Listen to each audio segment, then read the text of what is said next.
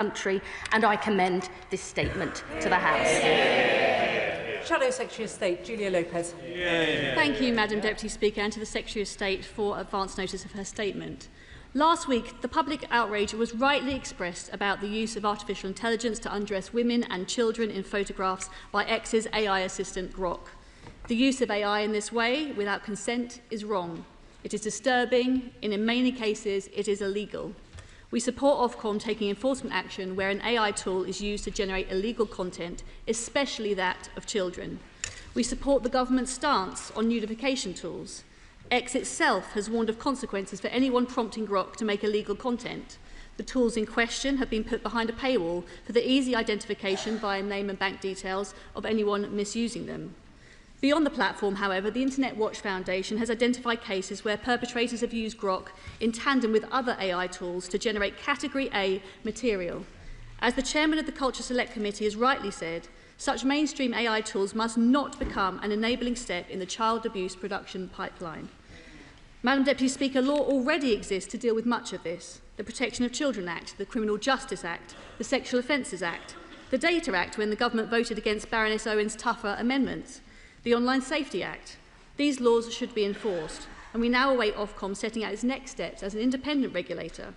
Regardless of the law, it is right to expect AI companies to anticipate and prevent misuse of products before their deployment through rigorous red teaming. For a law to deter, I accept the enforcement threat must be credible, but its use must also be proportionate. Notwithstanding the soft backpedalling of the Secretary of State today, the government's appendage swinging over the weekend was extremely serious. Ministers mooted as an urgent remedy the banning of a site of 21 million monthly users in this country, despite another minister guffawing that banning X was conspiracy theory number 3627. Madam Deputy Speaker, since its invention, the internet and social media have been misused, often criminally, by people traffickers, paedophiles, fraudsters, the gutter dwellers of our society. Nobody is on their side. But government has never before proposed to wholesale block TikTok, Google or Facebook for the frequent and often flagrant misuse of their sites. It is an extraordinarily serious move against a platform that can be used for good, for uncovering scandals, sparking democratic revolution and allowing day-to-day the free exchange of ideas, including ideas we don't like. It is that very power for good that sees Iran's mullahs reach to block the internet in the face of courageous protesters. This episode poses legitimate questions about who holds power in the internet age. Many worry about the accrued influence of big tech titans, myself included. But, Madam Deputy Speaker, they worry too about the power of government to divert, hide and duck accountability. They worry about this government. The uncomfortable truth for all of us is that some of this imagery sits in a legal grey area. What Grok produced at scale in 2026 is a modern-day iteration of an old problem, from crude drawings to Photoshop. Grok is not the only tool capable of generating false or offensive imagery, and not all of this content will cross the threshold into illegality. Plenty of it is sick, degrading, morally repugnant, but it does not cross the criminal threshold.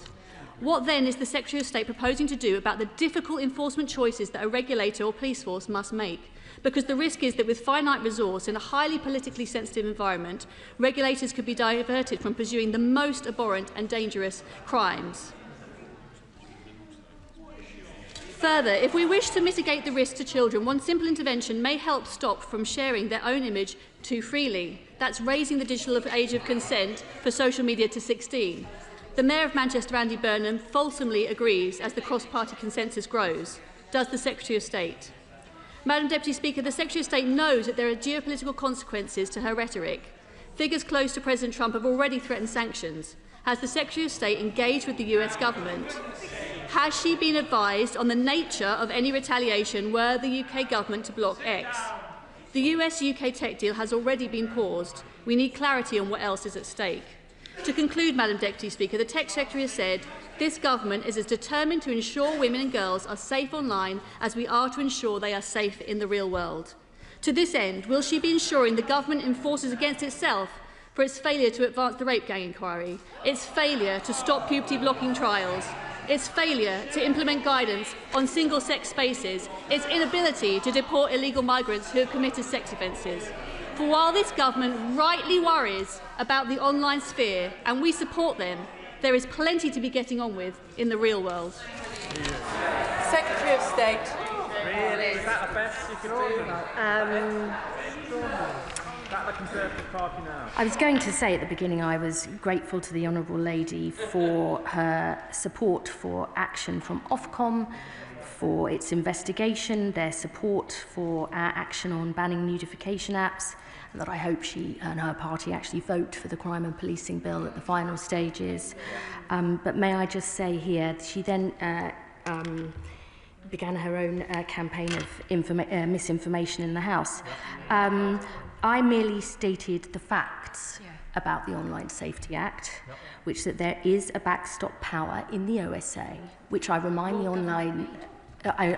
Honourable Lady, her previous government and her party voted for a backstop power if Ofcom, in the most serious cases, believes that companies refuse to comply with the law, they have the power to apply to a court for serious business disruption measures to stop people from accessing it. And if she disagrees with her own government's legislation, she should make it clear to the House. The legislation is actually extremely clear that it is a criminal offence to share or attempt to share intimate, non-consensual intimate images. It's going to be illegal to actually create or ask to create those images, and then with the ban on nudification apps, that will make a really important change too. This is not, as I've said, about anything to do with freedom of speech. It's about upholding British values and the British law. And I would also gently point out to the Honourable Lady who mentioned our allies in the United States that the President actually signed the Take It Down Act, which is precisely on non-consensual intimate images. So maybe she should do a little bit more actual research than just reading headlines online or in newspapers. I think the public looking at this will be clear about what they want to see change. I genuinely hope that this is something across the House that we can work on. You know, I actually believe that it is because I'm such a champion of freedom of speech that I want women to not feel that they are bullied, harassed of any platform, so their views and voices can be heard. And I can see by her colleagues' faces they may wish that the Honourable Lady took the same approach too. Chair of the Select Committee, Chianwara. Thank you, Madam Deputy Speaker. And unlike her shadow, the Secretary of State is rightly passionate in calling out these sexually abusive images. The libertarian tech bro lobby has to accept that consent counts online too. In her letter to me today, the Secretary of State said that the Online Safety Act